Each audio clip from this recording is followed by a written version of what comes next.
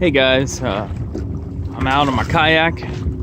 I do other stuff and talk about knives. One of the things I love doing is kayaking, and I recently made this addition to my kayak, Kayaksailor.com. Pretty neat. Lets you tack into the wind. I'm maintaining about 45 degrees. I got my rudder in the back. Rudder controls. I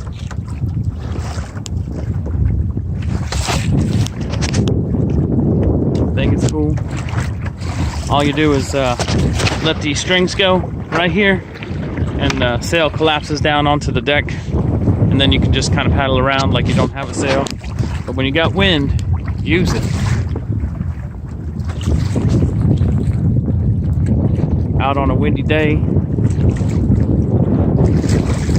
Jordan Lake in North Carolina.